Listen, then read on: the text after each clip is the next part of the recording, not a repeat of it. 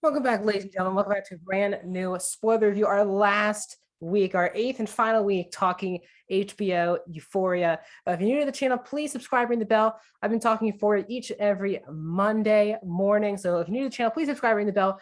I love talking movies, TV shows, movie rankings, and box office. Like any one of those four things, please subscribe. I do videos daily. So please subscribe, ring the bell. Comment down below. Let me know your thoughts on this episode. Is this your favorite episode, least favorite episode, where all the storylines tied in your opinion?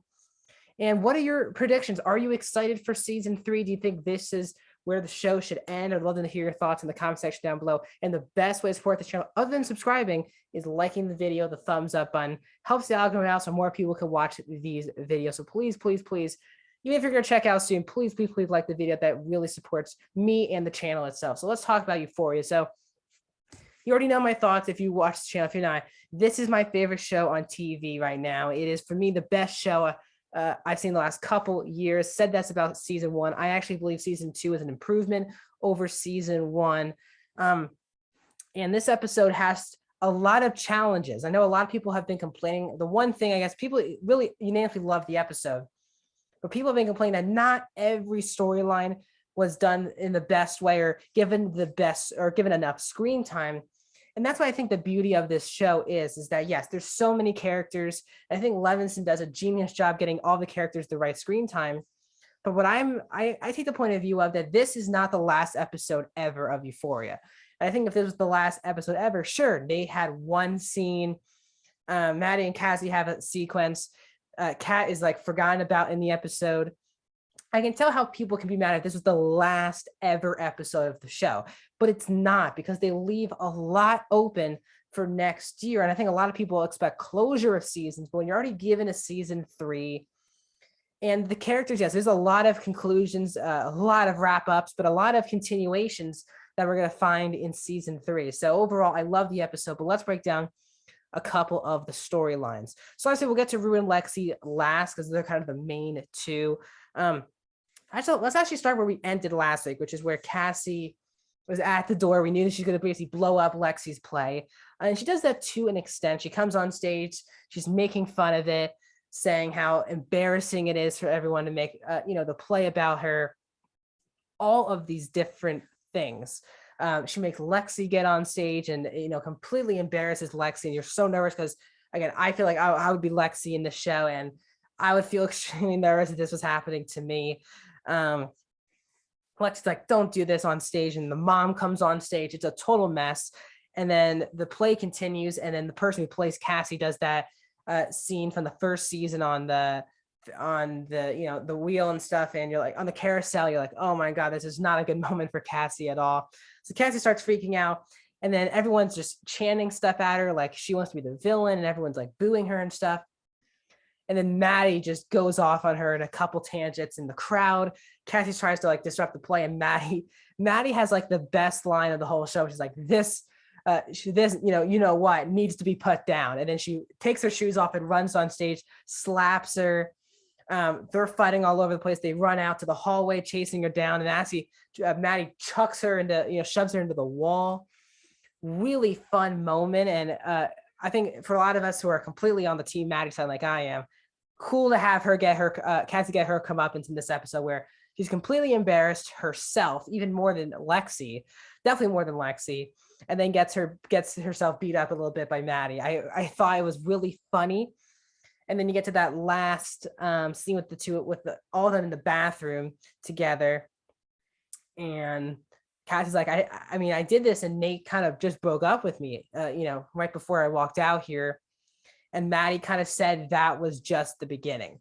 And you can kind of hear Nate's music playing as the scene's happening. So clearly Maddie kind of knows that this kind of is a cycle for Nate. He kind of just, he has a cycle, let's just say, with his romantic relationships. And Maddie sees that just starting with Cassie. So it will be interesting to see, actually, let's actually go to Nate next. Nate has this one sequence, and it's really great because they're cutting between Nate in his car with a gun, and then they're going in between that with Fez waiting for someone at the door, waiting for the cops at the door. But you're like, could it be Nate? So Nate shows up, and you're like, where is this place? And it's Cal. And you're like, oh my god, Nate's gonna kill his dad. That's how his conclusion of the season will be. And, Cal's got all of his, romantic relationships he's got going on now. And Nate's just, I thought this was one of the stronger Nate scenes. I'm a huge fan of the character. I'm not rooting for Nate at all, but I'm so fascinated with the character. And I think Jacob Lordy is a great actor. It does great work with his character. And this would have been his strongest acting, because this is a totally, for the most part, different version of Nate, where maybe the first time in the entire show, Nate does the right thing. But this kind of boils over because Nate kind of starts this conversation by saying he kind of just lets the other romantic relationships that Cal's got around him hear that, Cal, that he learned when he was 11 years old. He got all the footage, and he has this dream every day about his dad, and the disturbing dream from last week's episode. And then Nate's kind of like, are you happy? Just saying that Nate basically knows that Cal's way happier not being in his family's life. And then Nate's like, I've been my whole life protecting you. For some reason, I've been protecting you. And the only thing you did about that was hate me for it. And Nate was kind of just such a lose-lose. And you really feel bad for Nate in this moment, because you do understand that in this entire first season and into the second season, Nate always protected Cal. And that was kind of the whole thing. He never wanted his dad to go to prison. For some reason, Nate always had this protective bond with his dad, but his dad never felt the same way about his son and just absolutely hated Nate more than anyone. And you think Nate pulls out the gun, you're like, and I think a lot of us were like, oh my God, Nate's definitely going to kill Cal. He pulls out the thing. So obviously Nate made a copy of the video that he gave to Jules. Not shocking. But the police cars come and Cal gets arrested. Nate does not kill his dad, and Nate does the right thing, which is probably the first time he's ever done that. He's kind of coming into his own a bit. He's still very insane, but he's been kind of making smarter decisions. And obviously he drove right from the play to this situation. So you would think Nate would be running on fumes, and that's why he would just kill Cal. I thought that the twist of him not doing that and just calling the cops, I thought was great. But it just sets things up. Does Nate go back with Cassie next season? I think another underlying thing is it feels like Nate and Jules could have been a thing in this season. I think really could be a thing in season 3. But Nate and it doesn't seem like Cassie wants to give up on this relationship, but Nate never seemed that into it in the first place. So I'm really interested to see where they take with that relationship. So let's get to the bulk of the story, which is basically Rue and Lexi. Before we Lexi's play, before we get to the play itself, let's go to the Rue and Elliot scene. So Rue goes back and says, like, I'm not the best person to say sorry, but I'm here for forgive and all these different things. And Rue's kind of thankful, actually, that Elliot is the one who basically told Jules about it and started this whole thing of Rue now going in the right direction. And then Elliot's kind of like, are we ever going to be friends again? And Rue's kind of like, I told you the first day we met that we probably weren't the best for each other. And then Elliot sings the song. Dominic, I forgot his last. I think he's great. If you watch his Instagram, he's a good singer and guitarist. If you find out in the Enter Euphoria, the post stuff of the episode, you learn that Labyrinth and Zendaya actually wrote the song, which is really cool. But the song is really good. It does go on for a bit too long, but I actually really enjoyed the song. It was nice closure on that related. I don't think, Elliot's done, but I think Rue just needs a break from the people that have been surrounding her for a while. And I think that just had to start with Elliot. Because Elliot admits, like, I'm still doing all the drugs and all these things. So Rue needs to step away from that. So that sets up Lexi's play. So obviously after the whole embarrassment of that whole situation with Cassie, Lexi kind of settles down. She's a total mess. Actually, sorry. Whoa, before we even get to Lexi's play, let's get to Fez. Sorry, there's so much that happens in this episode. So we have to go back to this was the big, would Fez die in this season? I think a lot of us, including myself, definitely thought Fez was going to be the one who goes. So the guys who's been trying to work at the police to get Fez in prison is there. He's like, we got to talk, just like the cliffhanger from last week. And Faye drops a water bottle, like, okay, Faye's kind of freaking out for some reason.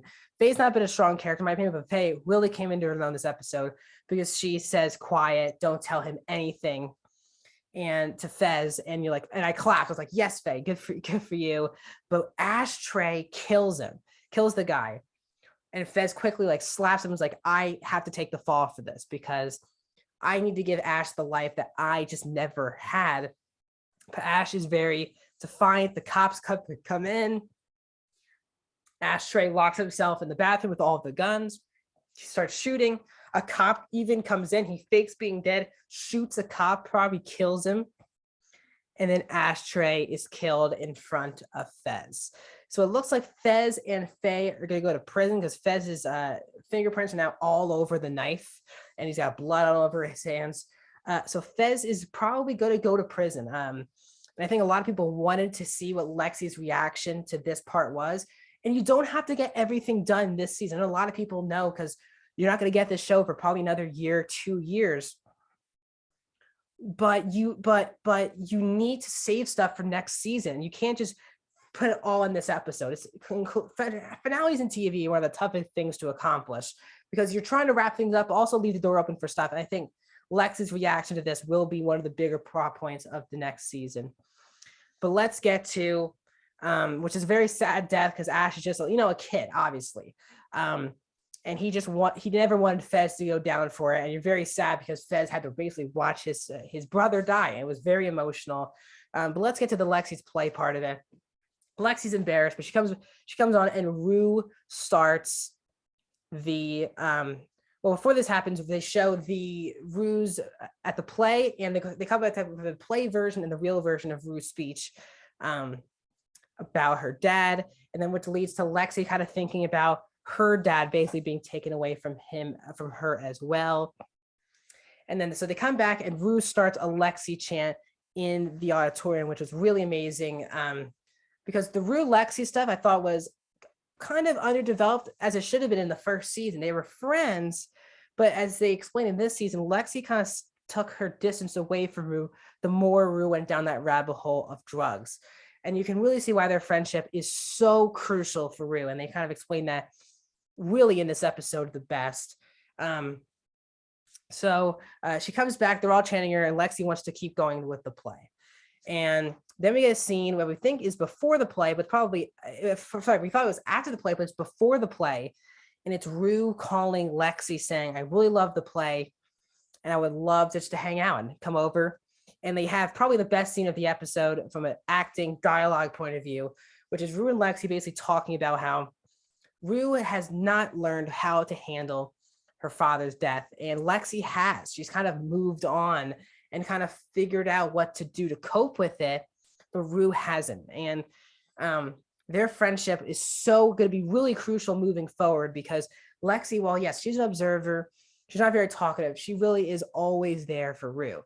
Even though Rue at times didn't want to feel that or notice that, that's where Lexi was. And their relationship is so crucial, and it's so crucial for Lexi that it's the last scene of the play, which I thought was, cherry on top. And Maude Apatow deserves an Emmy nomination, I believe, for this performance. Lexi was definitely, for me, the biggest standout of season 2. I liked her in season 1 a lot, but she became my second favorite character in the show, closing on number 1, because I just love Lexi. For me, the most relatable character, just to me personally.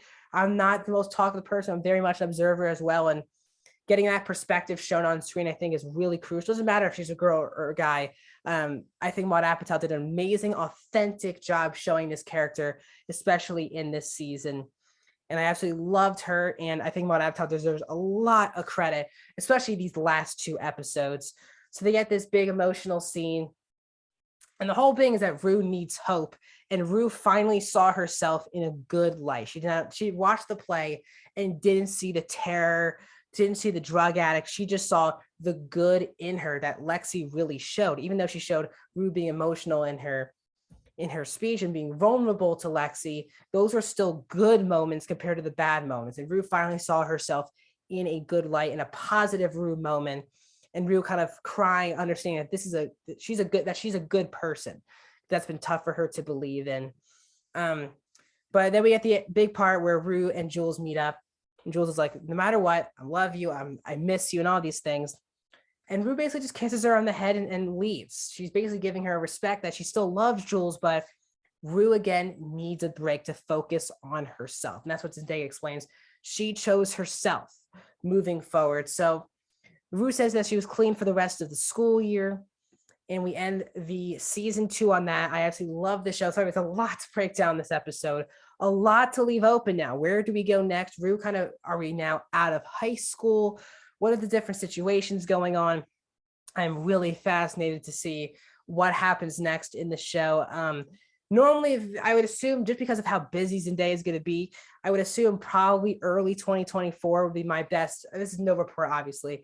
Would be late 2023, early 2024 for me. I think would be the best. Would be the ideal release date for season 3 of Euphoria. But love the show. Love the 2 special episodes they shot over the pandemic. But Sam Levinson, yes, all the cast and the actors deserve a lot of credit. But this show would be nothing without both Labyrinth being an unreal composer, but also nothing tops Sam Levinson, who this is really his story about him and Rue. And Zendaya says it. I know, I looked at this character saying that Rue will be Sam one day.